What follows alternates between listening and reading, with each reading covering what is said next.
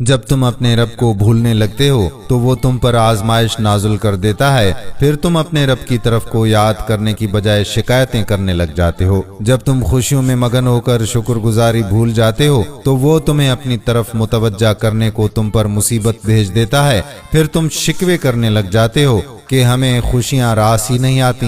جب تم کامیابی کے زینے طے کرتے کرتے اپنے محسن رب کو بھولنے لگتے ہو تو وہ تمہیں اپنی طرف راغب کرنے کے لیے کچھ ناکامی میں مبتلا کر دیتا ہے، پھر تم بدگمان ہو کر کہتے پھرتے ہو کہ یہ گھاٹے ہمارے ہی نصیب میں کیوں؟ جب تم مخلوق کے سارے جیتے جیتے اس کامل رب پر توکل اور اعتماد کھونے لگتے ہو تو وہ تمہیں رب کا اصل سہارا یاد دلانے کو تمہارے کچھ سہارے توڑ دیتا ہے، پھر تم مایوس ہو کر سوچتے رہتے ہو کہ آخر یہ محرومی ہماری ہی قسمت میں کیوں؟ جب تم مخلوق کے کمزور سہاروں کی طفیل ترقی کی منزلیں طے کرتے چلے جاتے ہو جس میں گر کر ٹوٹنے کا بھی خطرہ ہوتا ہے تو وہ تمہیں مضبوط سہارے عطا کرنے کو تمہارے کمزور سہارے چھین لیتا ہے، پھر تم پریشان ہو کر لبوں پر حرف شکایت لاتے ہو کہ جب بھی ہم ترقی کرنے لگ جاتے ہیں تو کچھ نہ کچھ خسارہ ہو جاتا ہے۔ تمہیں یہ سوچ لینا چاہیے اور تمہیں یہ سمجھ لینا بھی چاہیے کہ تمہارا رب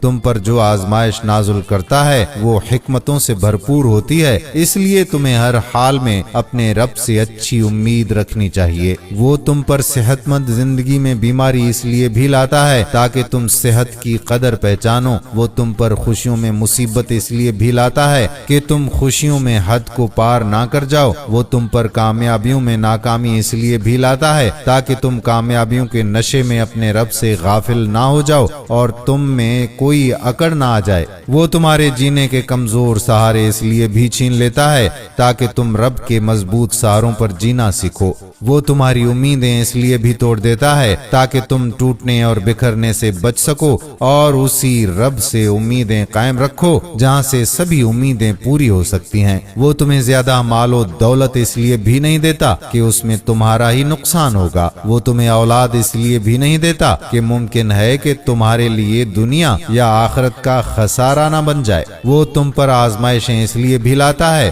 تاکہ تمہاری سرکشی دور ہو، تمہاری غفلت ختم ہو، تمہاری آخرت بہتر ہو۔ رب کے ہر فیصلے میں تمہارا ہی فائدہ ہے، تمہارا ہی بھلا ہے۔ وہ تمہیں سب کچھ دینے پر قادر ہے، لیکن وہ جس کو بھی کچھ بھی دیتا ہے تو اپنی کامل حکمت کے تحت ہی دیتا ہے، اور وہ جس کو بھی محروم رکھتا ہے تو وہ بھی اپنی کامل حکمت کے تحت ہی محروم رکھتا ہے۔ تمہیں اس کے فیصلوں پر دل و جان سے مطمئن اور راضی ہونا چاہیے۔ تمہیں جو کچھ نہیں ملا تو کیا ضروری ہے کہ اس میں خیر بھی ہو؟ آخر بچہ اپنے ماں باپ سے سبھی کچھ مانگ رہا ہوتا ہے، وہ چھری بھی مانگتا ہے، وہ ماچس بھی مانگتا ہے، وہ سوئی بھی مانگتا ہے، وہ پتھر بھی مانگتا ہے، وہ ہر چیز مانگتا ہے، تو کیا ماں باپ اس کو مانگی گئی ہر چیز پکڑا دیتے ہیں؟ نہیں، وہ تو وہی چیز بچے کو دیتے ہیں جس میں اس کا نقصان نہ ہو۔ اب بچہ یہ بات کیسے سمجھے تو بندہ بھی اپنے رب کے فیصلوں کی حکمت کیسے سمجھے؟